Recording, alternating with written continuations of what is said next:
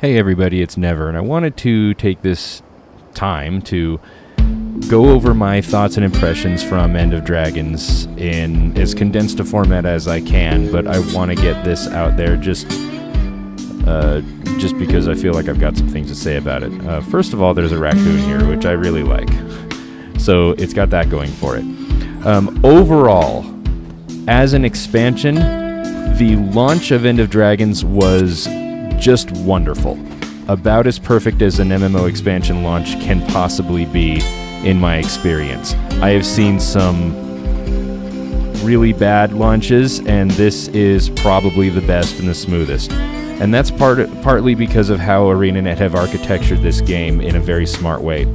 It can run multiple versions of the game and the client concurrently and give a kind of grace period for people to move from one to the other, and then so both can run at once, and then as soon as everybody is switched to the new one, the old one is disabled, and you never even know. At the worst, you just need to restart the game and download the update, and it's done. It's solved a ton of problems that I've experienced in WoW and other games, so that went really, really well. But to get into the real issues, and I mean not issues meaning bad things, but just the particular things that are talking points. The story. I'm not going to spoil anything, but I think the story was very good. Personally, I thought that the Path of Fire and Living World Season 4 stories were a little better, but I thought the End of Dragons story and what happened to everybody involved was interesting, and it had a variety of good gameplay involved in it. I didn't feel like anything was really cheapened out or forced. It made sense and it fit in, and it accomplished what I think they wanted to, best as I can tell. So the story gets really good marks from me. Some people may disagree. I really don't know how most people feel about it, because not a lot of people have finished the story, but that's how I feel about it. The zones, again, I'm not going to go around and give you a bunch of spoilers, but I think the zones are good. I don't think they're super amazing, but I think they're good. Part of that is because, as I've expressed in previous videos, I'm kind of over the whole hyper-Asian thing, and it seems like there's just one expansion after another in every game that has this sort of a focal point, and I guess the thing is that it focuses on this at the absence of all other things. Could we get like an Italian-themed expansion? Because if you look at like ancient Rome and stuff like that, there's a lot of interesting stuff there, but no one ever thinks of that. It's always just like, oh, look at this exotic Asian theme, which is fine, and I thought they did a very good job of it for what it is, but it seems like a gimmicky trick that has been used many, many times, and so it didn't really break any boundaries for me. But for what it is, I thought it was done really well. The zones are interesting and diverse. The only real criticism for design that I can give them is that it's another rectangle, but every single zone in Guild Wars 2 is a rectangle. And, whatever. That's fine. It just seems weird, and it's like you've got to force everything to fit into this rectangle. Also, there is green everywhere, and it's like jarringly so. It's a weird color to have be the basis of everything, and so that comes across a little strange to me. It's weird how much green everything there is. Jade this, Jade that, whatever. And, looking at Mists of Pandaria or Jade Dynasty, or, really any of the Asian-themed games or expansions or whatever for stuff, that's always just the thing. It just, there's not much innovation there. And so that seems strange to me. The next thing is the Mechanist. I main engineer. It's really the only thing that I play to any sensible degree. Mechanist is weird in that the main thing that makes an engineer, your tool belt, is gone, and it's even gone when the mech isn't out. However, they made the mech really powerful, And so it works. It's a spec that I use. I've made a build that I can keep full uptime on alacrity and protection and a couple of other things, so it's useful and I enjoy it. I still think there should have been some way to integrate it a little better, and I certainly wouldn't have designed it this way myself. But it's not bad. It's okay. It's just, it seems like it was done too safely. And maybe that has to do with some sort of time restraint that I'm not fully aware of. Who knows? But as far as an elite spec, yeah, it's fine. It's no Hollowsmith, and it's no Scrapper, even though they murdered Scrapper a little bit, which makes me sad. It still has a place, has a right to exist. Maybe a rework in the future will make it all that much better. The big thing is the meta at the end of the story, in the final map. And I'm not spoiling anything, but the meta is very controversial because the siege turtle is locked behind it. In order to start the thing that gets you the siege turtle, you need to finish this meta, which I have not yet. I have made plenty of attempts, but the meta is difficult. My personal feelings on that is that the meta being difficult is good. I think that outdoor content can stand to be a little harder, and indeed, the challenge level of most of the outdoor content that I've done in End of Dragons, I think is a pretty comfortable level. There is a reasonable opportunity for failure in most of it, but it's not super certain that you're going to fail. The exception to that is this particular meta. It is, for a couple of reasons, quite a bit more difficult to succeed at than a lot of other content, even in End of Dragons, and I think that has to do primarily with two issues. The first one being how much RNG there is in the meta itself and the way that the encounter goes. You can get absolutely screwed with RNG, and it will destroy any chance you have of completing the meta, unless you're a very exceptional top-tier player in a group of other players like that, as far as I can tell.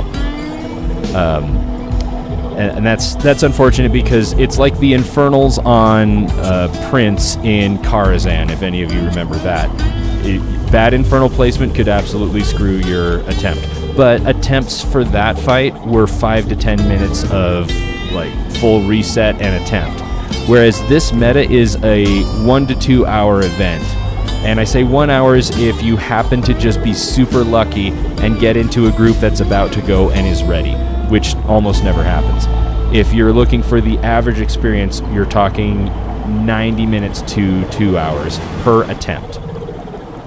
And that is kind of unacceptable to me. The other issue that I think makes the fight a little harder than it should be is the fact that the enrage timer is so tight and that it is sudden. If it was an enrage timer that just made the boss more difficult, but you still could limp through it for a while, that might have been a better way to go. But all of that is beside the point. They could leave the meta alone, even though I think it should be a little easier, or at least designed a little differently. They could leave the meta alone, because the difficulty of the meta isn't actually the issue. The issue is that you have an expansion-defining feature locked behind completing the meta, which doesn't make a lot of sense to me. Either they shouldn't have hyped up the turtle so much, or they should have made it so that it is a little more accessible to most people. I think that maybe they were hoping for like a friendship moose type of thing, where if you remember in Legion, there was that moose mount available from Archimonde that was only available until the next expansion patch came out. And the community came together and they carried people for free so that everyone could get it. I wouldn't be surprised if ArenaNet was hoping to see something like that.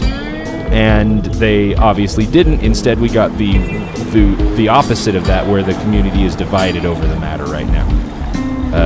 Neither here nor there. I can't change anything about it. I still don't have a turtle. I've heard that the turtle is actually kind of weird and underwhelming. From some people, I've heard from other people that it's a lot of fun. I just want it so that when I'm playing this game with my kids, I've got a mount that I can use to carry them around and make things a little easier. That's the value in it for me. But that's enough about the meta. The next thing is fishing and skiffs. I'm using my skimmer because it's still the best way to traverse over water. It is fast and it is easy to navigate. However, the skiff isn't bad. Let me pull this boy out. I made mine funky purple. The skiff isn't bad, and it's well implemented, it's well designed, it's fun, it's cool that you can have a thing that you can spawn in the world and have collision with and all that stuff.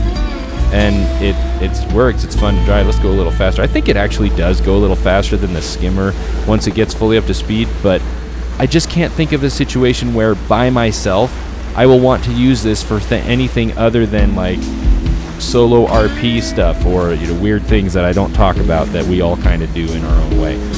As far as getting somewhere quickly, I don't get it. I don't get what it's there for. You can fish from it, and that's good, but it's like, is this thing really just to justify the ability to fish? So let's talk about fishing. All right. Fishing is, it's like halfway great and halfway kind of obnoxious. It reminds me a lot of the fishing from Ocarina of Time, which was my favorite fishing ever. But it's harder, and it takes a little bit of doing. I would like it to be easier, and not because I can't do it. But because I would like it to be a bit more of a relaxing background thing. One thing that I learned is that you can use your direction keys that you use for strafe to drive this little thing so that you don't have to use the keys in reverse, like right is left and left is right, if you're using the 2 and the 3, depending on what your keyboard layout is like. For me, they're backwards, and so using the directional keys makes it a little easier to translate to your brain. But as far as a fishing implementation goes, it's probably the best MMO fishing I've ever seen. I just would like it to be a little more forgiving, and maybe as I get the mastery up, it won't be so bad. And I think I've leveled that mastery up since the last time I did much fishing, and so it's actually quite a bit easier now, so maybe that's a moot point. But it goes along with the whole thing, like, you have these 2 features, and I'm not really sure what to do with them. I've got this fish here. It's account bound. Okay, so I'll use it all. I've got fish fillets. I'll sell them, I guess, for not that much. I mean, as far as like efficiency with farming gold, this is terrible. So I'm just not really sure what it's for. If it's just there to be fun, then I'd like to see stuff other than fish that I can catch, or fish that I can catch and save up and get a cool reward with it, kind of like my beetle racing scarf that I love so much. And maybe that's there and I just haven't found it yet. I just don't understand what the fishing is for, and the skiffs seem only there to justify the fishing, or to support it. So I'm a little confused by it. The next thing is the Jade Bot. The Jade Bot is another thing that I'm not 100% sure why it exists. It's cool, and some of the things are useful, but it's like, what does it do? I spent a bunch of gold and got myself a tier 10 core, and I've got a tier 3, like 2 tier 3 modules, I think they're called. And that allows me to do 2 cool things. The first one is it makes my mount's energy refill at tier 2 20% faster. And I mean, I just have to take its word for it because I really can't tell the difference, but hopefully that's a real thing. The other thing is that it gives me this ability when I'm gliding to give my glider a air boost, which is kind of useful in a way, a little bit. There's other things that you can get that it does, and that's fine. It's just the other thing it does is it gives you some more hit points. It gives you a boost of vitality, And you might be thinking, well, if you're an Elementalist main, then you desperately need that. But everyone else got it, so the game's just going to be balanced around people having more vitality. It's just one of those things where I don't know why it's necessary. I don't get it. What is it for? All it is slight mathematical improvements to things that the difficulty and balance in the game is simply going to compensate for.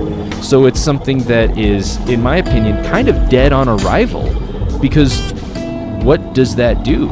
It's power creep, which is something that is totally unnecessary.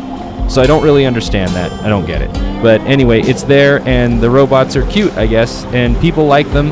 I just don't really... I don't get it. The last thing I want to talk about, I guess 2 more things, is some other stuff here and there that's easy to overlook. One is the music is really well done. And this is coming from a person who's not super into this type of music. I mean, the music playing in this video is different, but the music from the actual expansion itself, it's not music that I go out of my way to listen to or whatever, but having it in the background or when it's come up as I'm playing has actually been nice, and it fits well with the theme, and it's well executed. I even watched part of the live stream on the music, and it was interesting the way that they've designed it and put it together. So the music is good.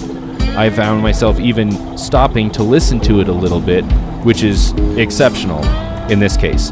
A couple of other little things here and there is a noticeable increase in the amount of profanity in the dialogue in this expansion compared to others. And while that isn't a particularly big issue for me personally, I don't really care, but like I've mentioned before, my kids play this game with me, and I'm annoyed at having to do the whole parental guidance thing just because they decided that it was suddenly okay or necessary for characters to use words that I don't think kids should go around repeating, and that I think even adults should use judiciously. So that's another thing, like, why? What is the point of it?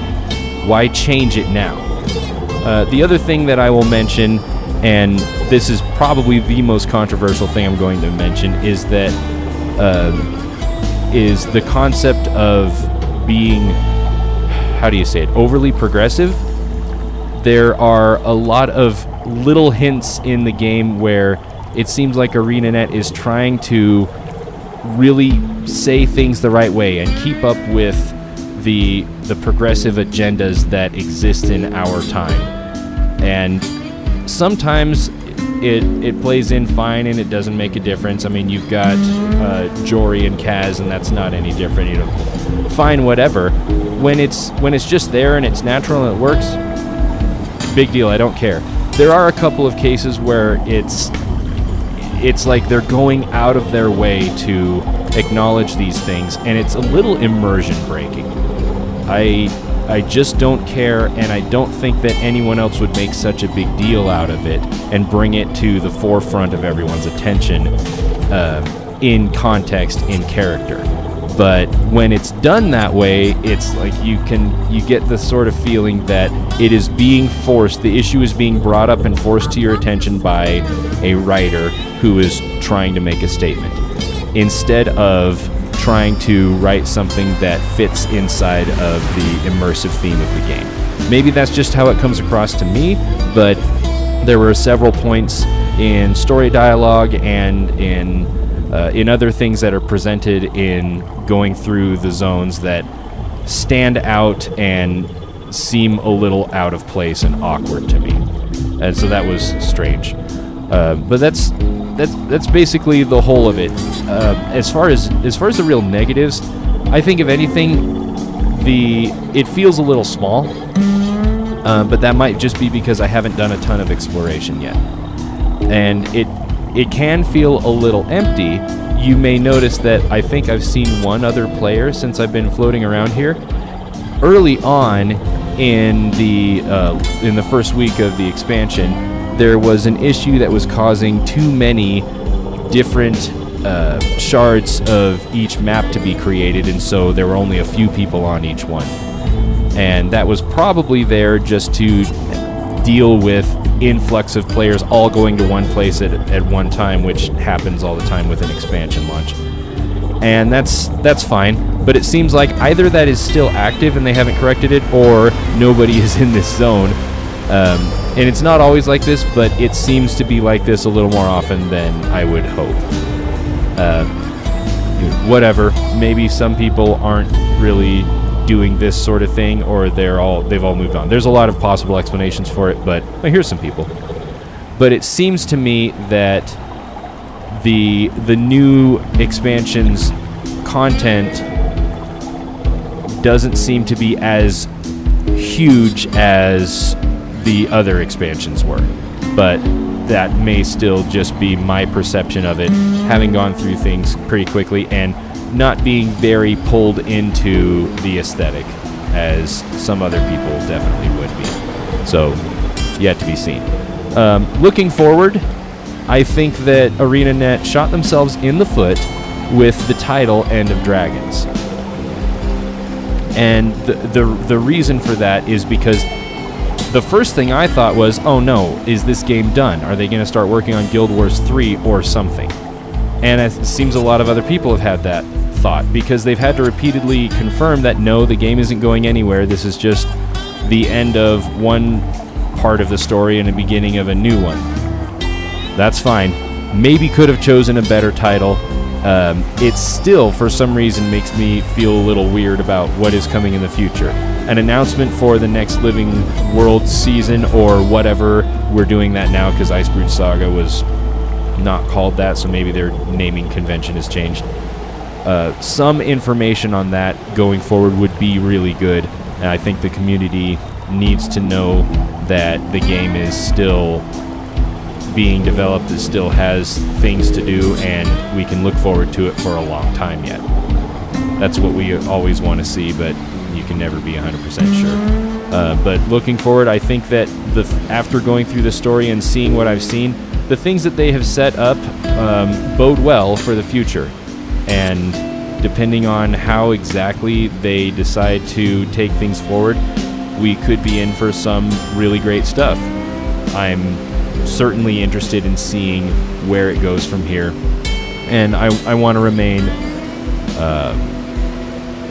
optimistic, but as with a lot of other things, and especially other games, I have been jaded by my experiences over time. No pun intended with all of the green that you see here. I will believe it when I see it, but I expect to see it. Anyway, those are my thoughts with End of Dragons. If you have anything to add or disagree or whatever, please leave a comment, and I'll be happy to follow up with anything if something needs that in the future. Thanks for watching, and I hope that you're enjoying it too. And if you're not enjoying it, mention it.